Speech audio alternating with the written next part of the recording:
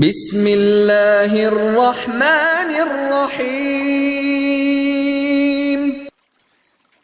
بیدار شوی دل که جهان میگذرد، بیدار شوی دل که جهان میگذرد، وین مایه عمر رایگان میگذرد. در منزل من مخسب و غافل منشین، از منزل عمر کاروان میگذرد. برادر عزیز من، کاروان عمر تو به پایان رسیده ایستاده است. روزی به منزل میرسد، باز تو در دار دنیا مانده ای.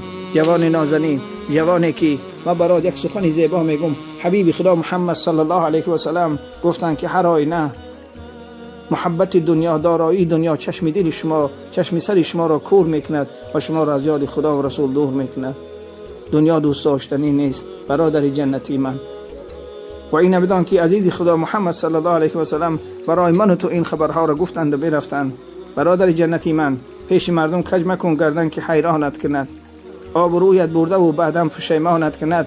سفره دل باز کن در حال و در وقتی سجود، پیش الله کن گدایی تا که سلطانت کند. ای سایلی گدا به در شاه ناله کن، تا رحمی پادشاه به حال گدا شود. سلطانی میخواهی، خدا برای سلطانی داده است. سلطنت میخواهی، خداوند برای سلطنت دنیا و آخرت داده است. حکومت میخواهی، خداوند حکومت دنیا و آخرت برای مبارک کرده است. میدانی که پروردگار رب العزت در جمع ملائکه گفت که من خلیفه ای را در زمین قرار میتم که اون بندگان من هستند، بندگان صالح و با تقوای من هستند. برادر عزیزی من، جوان نازنین، بس است آخر. رو به درگاه خدا بیا، کرم بین لطفی خداوندگار. گناه بنده کرده است او شرمسار، گناه را من و تو میکنیم و پروردگار از من و تو شرم میکنه. میدانی که چقدر پروردگار مهربان است، میدانی که چقدر پروردگار بنده نواز است که من و تو را دوست میدارد. برادر عزیزی من برات میگم که فهمیدی عمر دو روزه نشو که عاقبتش تمام شده نیست. میدانی که روز جسدی زیبای تو را صدا میزنن که فلانی غسال بیار، فلان کسی که بدنی میت میشود، از بدنی زیبای تو با دیگر دستها شسته میشود. دیگر خود شسته نمیتانی، جسدی زیبای خودت دیگر شسته نمیتانی و دیگر اون لباسای زیبا رو در تن کردن نمیتانی. میبینی که بدنی تو را میشوند و میبینی که در تنی تو کفن میکنن و میبینی که تو را میبردارن و به سوی عالم قبر میبرن. برادر جنتی من، در دار دنیا غم مخوراخی، تو غمخوار داری، پس او غمخوار غم بخور و به درگاهش دست ببردار تا که نجات بیابی. غم مخوره بنده غمخوارت منم، این جهان و آن جهان یارت منم. چند روز هر کجا خاکی بیرو، بازگشتی آخری کارت منم. هر کجایی که میره بازگشت به سوی پروردگار است، به سوی او پروردگاری که منو تو را خلق کرده است، به سوی خدایی که منو تو را رزق داده است. بازگشت ما به سوی همون پروردگار است. پیش از اونه که ما به نزد او پروردگار میریم، باید به عمل صالح دست بزنیم، عملهایی که نجاتی منو تو باشد، عملهایی که بعد از درگذشت منو تو ما را به نیکی یاد بکنن. برادر عزیزی من، از هر تا بیگاه در صحبت هستی، در سطرهای تلفن به هر گوشش میدرایی، یک بار به صفحات قرآن نظر نکردی، عمر خودت بیهوده ضایع کردی.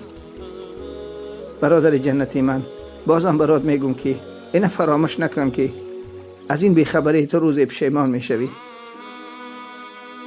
در دور حیات رسول اکرم محمد مصطفی صلی الله علیه و سلم یک جوان نزد رسول الله آمدن، گفتن ای پیامبر، برای چی خدا من نمیزند؟ همه ثروت مال و اموال دارم، نیکو خدا من نمیزند، گناه میکنم، تمام عمل میکنم، خدا من نمیزند. خنده کردن. حبیب خدا محمد صلی الله علیه و سلم چی گفتن؟ سکوت کردن و بعدن گفتن که خداوند تو را گمراه کرده است که یاد خدا کردن نمیتانی. این زدن خدا هست. خدای ما را گمراه نکن.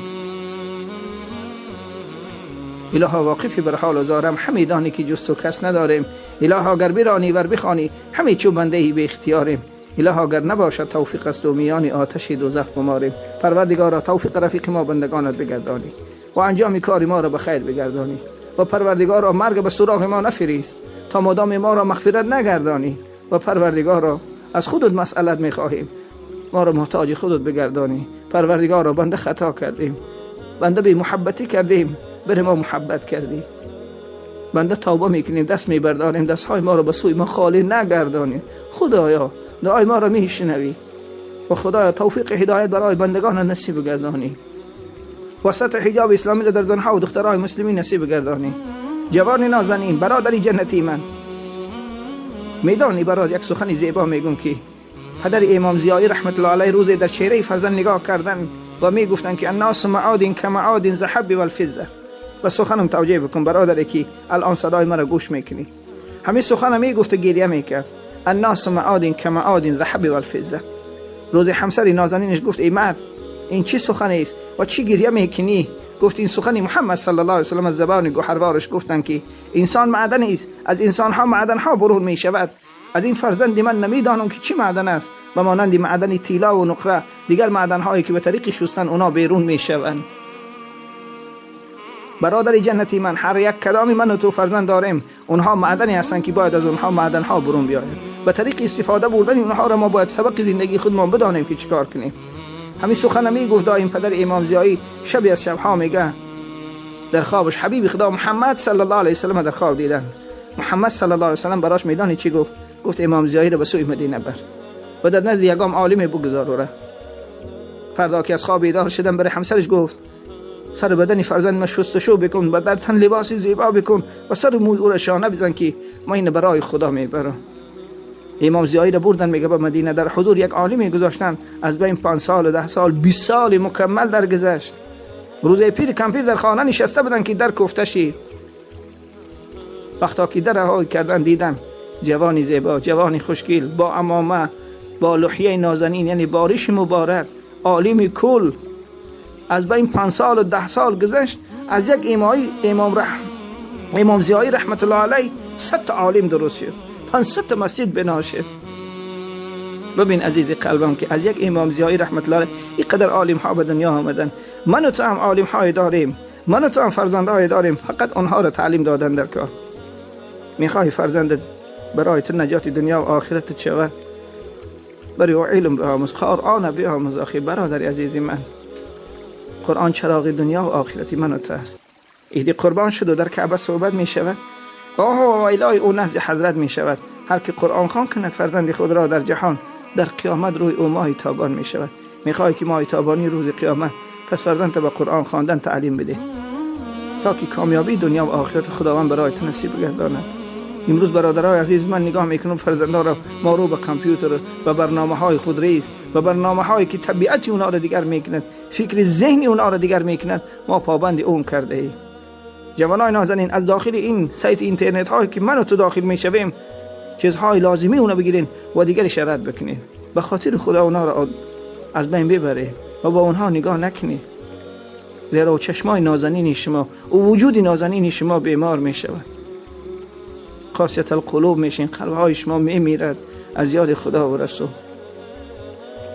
این بود مطلبی که من برای سمع شما رسانیدم بنده و انشاءالله که از شما امید دارم که با این گفته های بنده در عمل میشوین و رابطه رو با خدا پیوست میکنین. باور که جوان نازنین انسان های هستن که در خانش آماده عشق توی دامادی و عروسی فرزندش است. برای فرزندش جامه آماده دارد که جامه شهید در تن میکند و در جای دیگر میبینیم که مادر کفنی فرزند میدوزد و در جای میبینیم که مادر برای آرا و تارا داختن دختری نازنینش که او را عروس میکند و در جای دیگر میبینیم که عروسهای نازنین به زیر خاک میبرند. چندین شهی نازنین و چندین عروسهای نازنین به زیر خاک رفتن. نوبت به من و تو رسیده است، نوبت به من و تو رسیده است. کنون آماده باش آخی برادری عزیزی من، جوان نازنین، دست از دار دنیا بکش، چنگ به رشته خدا بزن، در حلقه نور در نشست بکن، بر این کشتی های محمدی که علماهای کرام دارن در اونا نشست بکنین، در حلقه اونا بنشینین، نفع بگیرین، سرمشق زندگی خودتان این برنامه ها رو بسازین تا که شما کامیاب دنیا و آخرت باشین. وگر نه الا که فردای قیامت حسرت ندامت میخورین. در محضر رسول الله میخورید میگوی فلانی من امتی تو هستم، ای محمد من فلانی امتی تو هستم. میگه وای بر حال تو آری امت، من از تو آری امت بیزار هستم. تو امتی چی بودی؟ در دنیا با ما رابطه پیوست نکرده بودی، به حبیب خدا محمد صلی الله علیه وسلم درود نفرستادی. این چی امتی است؟ بس است آخی برادری عزیزی من، دستی خواهی چون صدف مکشای پیش خاکیان، هرچی میخواهد دلت از عالمی بالا طلب. دل تو چی میخواهد؟ یا خدا من از تو این میخوام برات معیا میکنه، ای خدا من از تو اون میخوام برات معیا میکنه. یک بار نمیگو که خدا من از خودت میخوام. چه خدای بنده نوازی هستی. خدایی که لایق عبادت هم هستی، با صدق و محبت اتفاقی و اتحادی را از هم نزنیم و با هم یک جا باشیم و دوستاری ملت و وطن، دوستاری برادراتان باشیم، با هم یک جا و با هم محبت کنیم و خدای مهربان از درگاه مسئلت میخواهیم. یا رب دل ما به معرفت دانا کن، چشم ما به جمال مصطفی بینا کن. روزی که چلاله سر بر آریم ز خاک در روضه مصطفی ما را محوا کن. و بعداً السلام علیکم و رحمت الله و برکاته.